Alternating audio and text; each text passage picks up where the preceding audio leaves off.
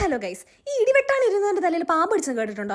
അന്ന് അവസ്ഥ എനിക്ക് വന്നു. എന്താന്ന് ഞാൻ പറഞ്ഞു. അപ്പൊ ഞാൻ ഒരു കഥ പറയാം. കൃത്യമായിട്ട് പറയുകയാണെങ്കിൽ ഞാൻ 4 വർഷം ഈ കോഴ്സിന് ജോയിൻ ചെയ്തിട്ട് ഇതിപ്പോൾ 4ാമത്തെ വർഷമാണ്. കഴിഞ്ഞ 3 വർഷവും നമുക്ക് വിഷുവിന് ലീവ് ഉണ്ടായിരുന്നെങ്കിലും വിഷുവിന് വീട്ടിലായിരുന്നെങ്കിൽ പോലും ഞാൻ വിഷുക്കണി ഒരുക്കിയിട്ടില്ല. കാരണം എന്താണ്, എനിക്ക് അപ്പോൾ പീരീഡ്സ് ആയിരിക്കും. എന്നാൽ പിന്നെ ഈ വർഷം ഒരുക്കാൻ കരുതിയപ്പോൾ ദാ കിടക്കുന്ന ലീവും ഇല്ല. എങ്ങനെ ഇരിക്കണം? എനിക്ക് നല്ല രീതിക്ക് സങ്കടം ഉണ്ടായിരുന്നെങ്കിൽ പോലും എന്റെ മനസ്സിന്റെ വിശാലത കാരണം എന്റെ കുഞ്ഞു മനസ്സിൽ എല്ലാ സങ്കടം ഞാൻ ഒതുക്കി. എന്തായാലും ഇത്തവണ 14ാം തീയതി വിഷുവെങ്കിൽ പോലും നമുക്ക് ഇന്നൊരു അവധി ഉണ്ടായിരുന്നു. എന്നാൽ പിന്നെ രണ്ടും കൽപ്പിച്ച് അങ്ങോട്ട് കണി ഒരുക്കാൻ വിചാരിച്ചു. അങ്ങനെയിലങ്ങ് സങ്കടം തീരട്ടെ. ഇന്നത്തെ ഈ ദിവസം എങ്ങനെ തെളിയിക്കുള്ള ഗൂഢാലോചനയ്ക്ക് ശേഷം എല്ലാവരും അവസാനം വന്നെത്തി വാഴ 2 കാണാനുള്ള തീരുമാനത്തിലായിരുന്നു. പക്ഷെ ഓൾറെഡി ഞാൻ കണ്ടാണ്.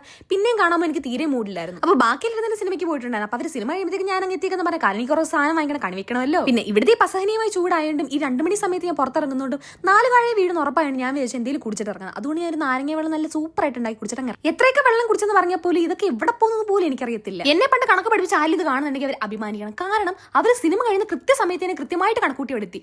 ഞാനിപ്പോ കണക്കിലൊരു പുലി. ഇവരെന്നെ കൂട്ടാതെ വാഴ 2 കാണാൻ പോയി. ഇവരെന്നെ കൂട്ടാണ്ട് വാഴ 2 ഞങ്ങളില്ലാതെ ഞാൻ അങ്ങനെ വിശേഷങ്ങളും പറഞ്ഞ് എന്തെങ്കിലുമൊക്കെ ഞണ്ണാന്ന് കരുതി ഞങ്ങൾ പ്രതീക്ഷ വന്ന സ്ഥലമാണ് അടച്ചിട്ട്. എന്താ ഐശ്വര്യം! കത്തിയാണെന്ന് വയറ്റിലെത്തി അണച്ചിട്ടില്ലെങ്കിൽ ഇപ്പൊ ഞങ്ങളല്ലാതാവുന്ന ഉറപ്പായപ്പോൾ ഞങ്ങൾ തൊട്ടടുത്ത് കണ്ട് വേറൊരു കടയിൽ തന്നെ കയറി. അങ്ങനെ ഫുഡിനും കഴിഞ്ഞ് കണി വെക്കാനുള്ള അല്ലറ ചില്ലറ സാധനം വാങ്ങി നേരെ റൂമിലേക്ക്. സത്യം പറഞ്ഞ ഈ വിഷു എനിക്ക് തീരെ ഒരു ഇതില്ലായിരുന്നു. കാരണം ഒരു ഓളം ഇല്ലാത്ത പോലെ തോന്നി. ഒന്നാമത്തെ വീട്ടിലല്ല, ഒറ്റയ്ക്കാണ്. അതുകൊണ്ടായിരിക്കാം. മോനെ കുഞ്ഞ്, ഇതാണ് ലൈഫ് എന്ന് തുണിയിടാത്ത സത്യം കണ്ടറിയും കൊണ്ടിറങ്ങി മനസ്സിലാക്കിയപ്പോൾ എന്റെ കുഞ്ഞു മനസ്സ് വല്ലാണ്ട് വേദനിച്ചു. അപ്പൊ അത്ര തന്നെ. ബൈ.